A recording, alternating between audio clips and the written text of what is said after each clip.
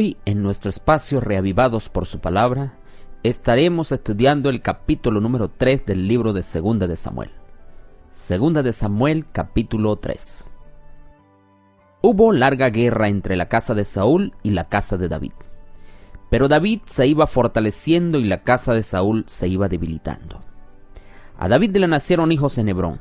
Su primogénito fue Amnón, de Ahinoam jezreelita. El segundo Sileab, de Abigail, ex esposa de Nabal del Carmel. Tercero Absalom, hijo de Maaca, hija de Talmai, rey de Gesur. Cuarto Adonías, hijo de Ahit. Quinto Cefatías, hijo de Abital. Sexto Jetream, de Egla, esposa de David. Estos nacieron a David en Hebrón.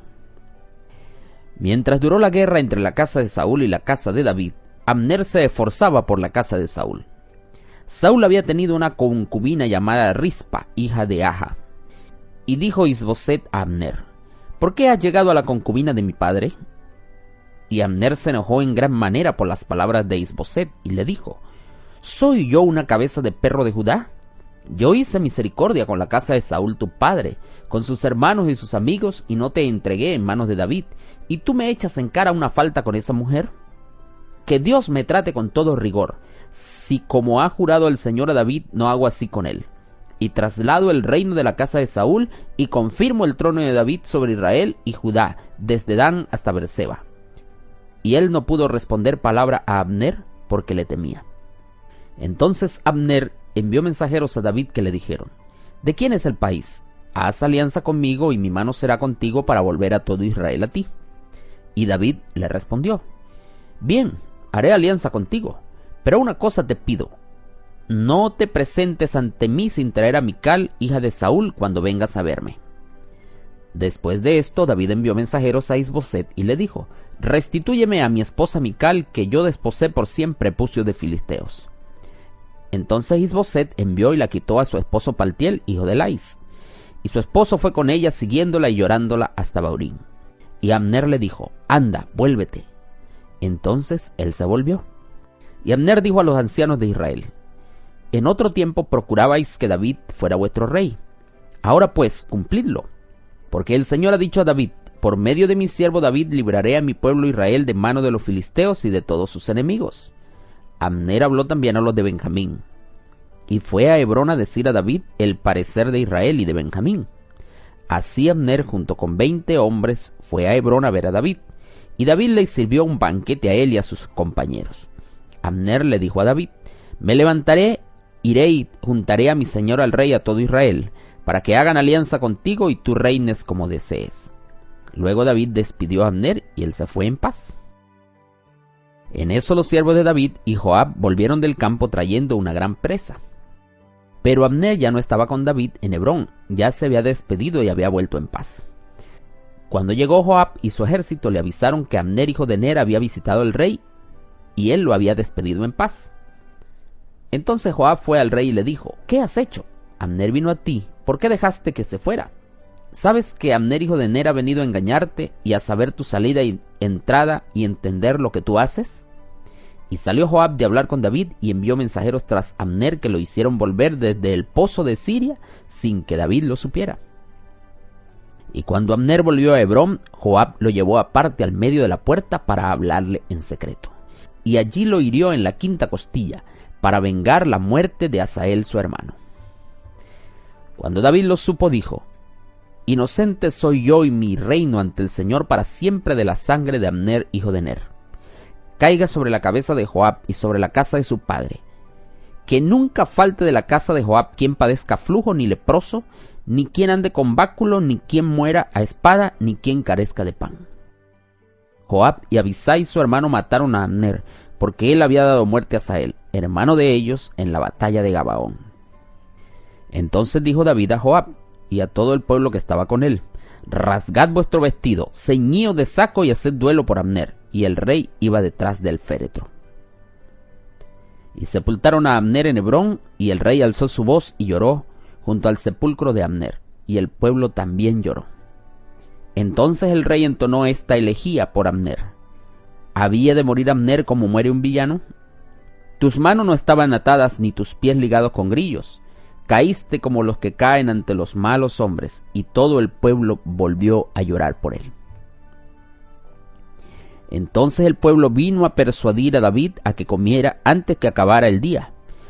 Pero David juró diciendo: que Dios me trate con todo rigor si pruebo pan u otra cosa antes que se ponga el sol. El pueblo lo supo y le agradó, porque todo lo que el rey hacía agradaba al pueblo. Y todo el pueblo y todo Israel entendieron aquel día que no había procedido el rey que Abner hijo de Ner muriera. Y el rey dijo a sus siervos: ¿no sabéis que ha caído hoy en Israel un príncipe y grande? Yo soy débil aún, aunque rey ungido, y estos hombres, los hijos de Sarbia, me son muy duros. El Señor dé el pago al malhechor por su malicia. En primer lugar, apreciados amigos, encontramos que aún en medio de las luchas reñidas, en medio de las fricciones que existían entre la casa de Saúl y la casa de David, Dios estaba prosperando a David, porque era un hombre de carácter firme, era valiente y su valor le había ya ganado el corazón del pueblo. Y cada vez se demostraba que este era el hombre a quien Dios había constituido para darle el reino. Por otro lado, la casa de Saúl iba en decadencia. Allí estaba la debilidad del reino de Isboset y los problemas internos que existían entre Abner y entre Isboset. Allí en esa casa había pecado, porque Abner le había quitado la concubina Rispa, y había una serie de discusiones y una serie de conflictos entre ellos, a tal punto que Abner nunca aceptó su pecado. Dice el comentario bíblico Mundo Hispano que no lo hizo porque su corazón estaba cegado por el pecado. Ese día Abner no reconoció su culpa, sino que se volvió en contra de Isboset para aliarse con David. Dado a esta confrontación, Abner fue en busca de David para hacer un pacto o una alianza. Y aunque este pacto fue sincero con David, fue impulsado por motivos egoístas. Y al ponerse del lado de David, pensó que quizás podría abandonar una causa que ya él sabía que no iba a prosperar y que ahora sí, entonces David lo iba a tomar en cuenta y lo iba a colocar en un puesto elevado. Porque eso era lo que él tenía: ambición, egoísmo y falta de consagración a Dios.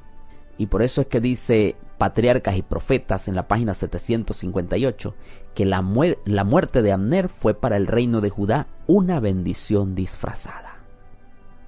Después que Abner hace pacto con David y sale de su casa, viene Joab y entonces se enfrenta a David y le dice: no es posible, él vino aquí para saber qué es lo que tú haces, cuál es tu salida y tu entrada, y tú no te diste cuenta. Y buscó ahora resolver este problema, esta lucha, esta espinita que tenía metida contra Abner, decidió resolverla como fuera.